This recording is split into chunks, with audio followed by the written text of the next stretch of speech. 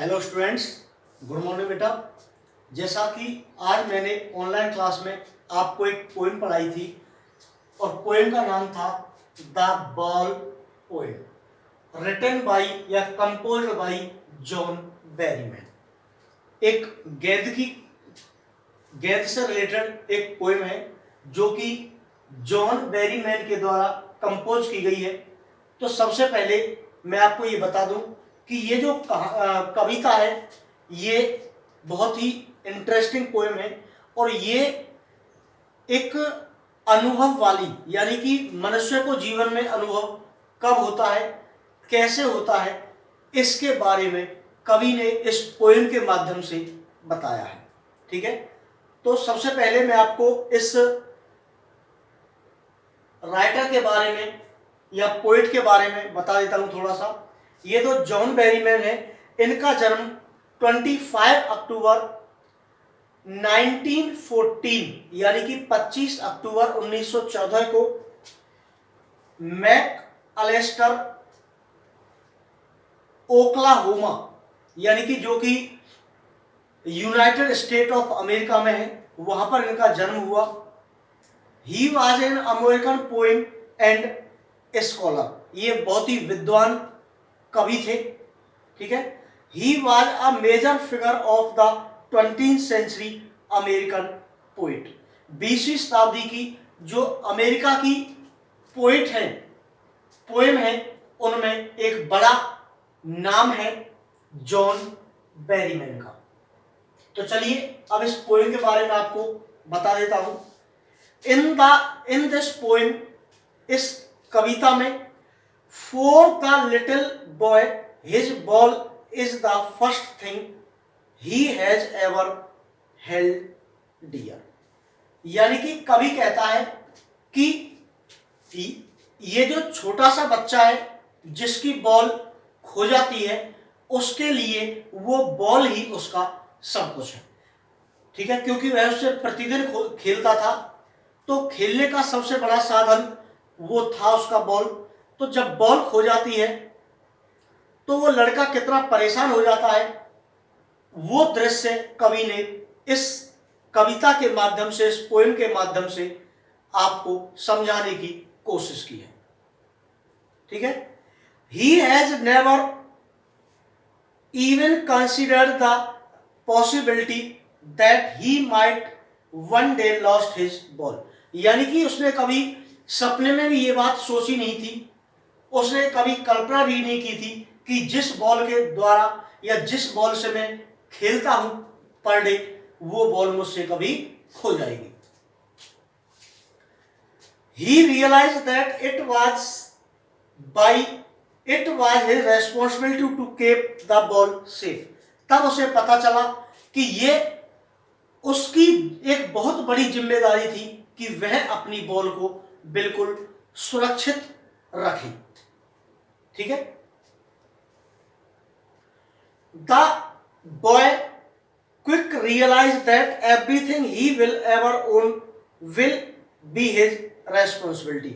शीघ्र ही उस लड़के को, उस बच्चे को यह भी महसूस हो गया कि जीवन में उसका जो भी कुछ है उसके पास, उसकी केयर करना, उसको सेफ रखना उसके जीवन की सबसे बड़ी जिम्मेदारी है।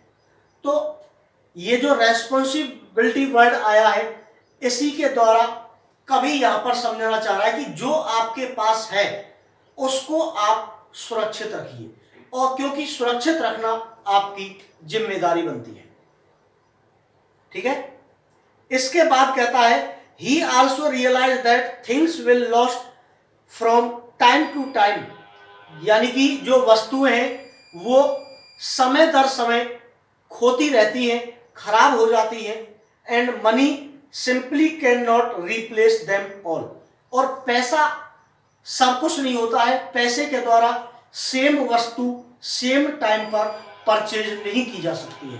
कहने का मतलब है, देखिए जो गेंद थी उस बच्चे की, उसका जो रेट था वो मात्र 10 सेंट से ज्यादा नहीं था, फिर भी वो लड़का उसके लिए इतना चिंतित होता है कि उसे आभास हो जाता है कि किस प्रकार से व्यक्ति को अपनी जो जिम्मेदारियां हैं, अपनी वस्तुओं की जिम्मेदारियां हैं, उनको निभाते हुए चलना चाहिए। In this poem the ball symbolise our family और friends whose we love. Ball के माध्यम से, इस कविता के माध्यम से कवि कहना चाहता है कि जिस प्रकार से बॉल के बारे में उस लड़के को अपनी जिम्मेदारियों का एहसास हुआ, उसी प्रकार से सभी मनुष्यों को अपने परिवार के प्रति, जो उनसे प्रेम करते हैं, उनके प्रति अपनी जिम्मेदारी को समझना चाहिए। ठीक है।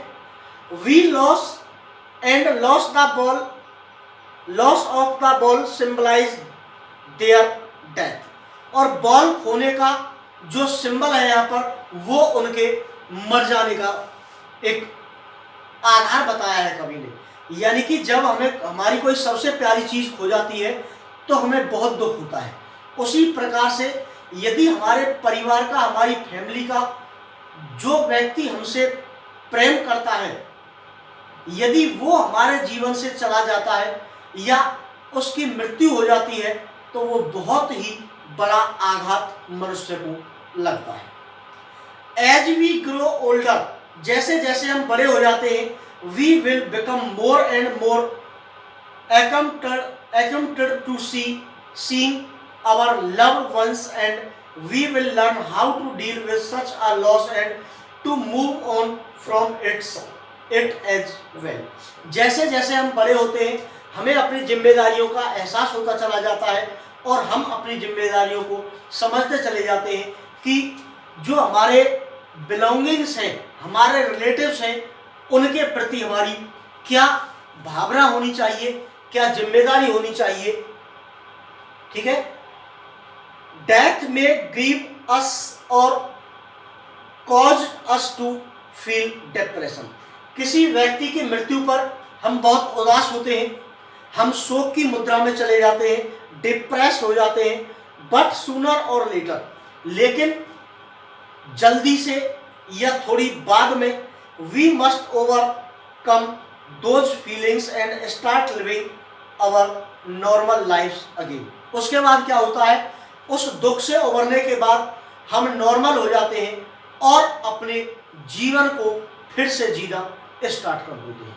तो कवि जो है जॉन बेरीमैन, इस पोएम के माध्यम से यही कहना चाहता है कि हमें हमारे जीवन में सुख और दुख आते रहते हैं, लेकिन हमें दुख में घबराना नहीं चाहिए और सुख में अपने रिलेटिव्स को, अपने सगे संबंधियों को भूलना नहीं चाहिए। ठीक है। तो मेरे हिसाब से आपकी समझ में ये पोएम बहुत अच्छी तरीके से आ गई होगी। फिर भी यदि कोई प्रॉब्लम किसी बच्चे के साथ रह जाती है, कोई समझ में नहीं आया है, तो वो मुझसे पर्सनली कांटेक्ट कर सकता है। और मैंने आपसे नेक्स्ट वीडियो में भी कहा था कि आप अपने टॉपिक से रिलेटेड, अपने इंग्लिश सब्जेक्ट से रिलेटेड वीडियो प्राप्त करने के लिए मेरे इस YouTube चैनल को सब्सक्राइब करें, ताकि आपको टाइम टू टाइम वीडियो मिलती रहे। Thank you.